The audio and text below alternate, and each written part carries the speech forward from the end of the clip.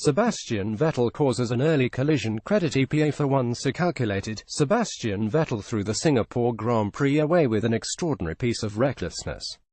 Scything across the track to cut off it charging Max Verstappen, he not only took out the Dutchman and Kimi Raikkonen, his Ferrari teammate, but sabotaged his own World Championship chances with this rarest of misjudgments.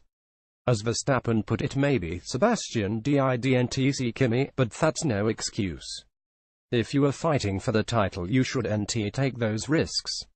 The verdict of the man himself was even pithier. Not ideal, he said, skulking off into the night.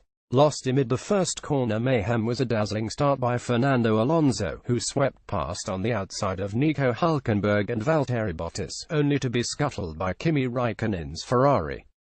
It was remarkable that his car was even in a fit state to continue, but the damage meant he was effectively racing blind.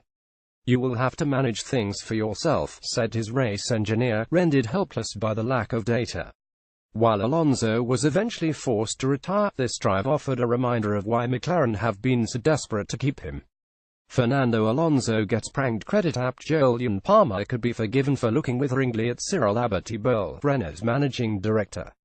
The British driver has endured a chastening week in Singapore, learning via the internet that he would be replaced by Carlos Sainz Jr. for 2018. Creditably, he did not let the indignity overwhelm him, finishing in 6th to claim his first points of the year. It was a signal that for all the brickbats, Palmer could yet have a future in Formula One.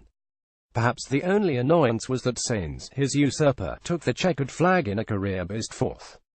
Julian Palmer puts in an impressive shift. Credit Getty Images. For all the fascination in the fluctuating Hamilton-Vettel duel, it should be remembered that Bottas is now a mere 23 points behind the German with 6 races left.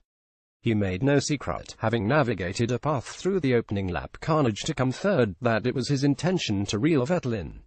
While not as prodigiously gifted as Hamilton, the Finn fulfills his supporting role at Mercedes brilliantly. This was his 10th podium of the season, justifying the Silver Arrow's decision to keep faith with him for at least another year.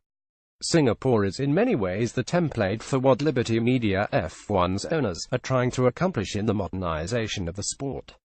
With a glittering Marina Bay backdrop, this evening race offers an exotic point of difference in an often homogenized landscape. Although hotel occupancy rates for the race weekend are down on 2008, when the city joined the calendar, Liberty have not hesitated to sign up the host to a 4-year contract extension. Given the U.S. base, they are also actively persuading Las Vegas to stage another nighttime spectacular. Singapore Grand Prix 2017.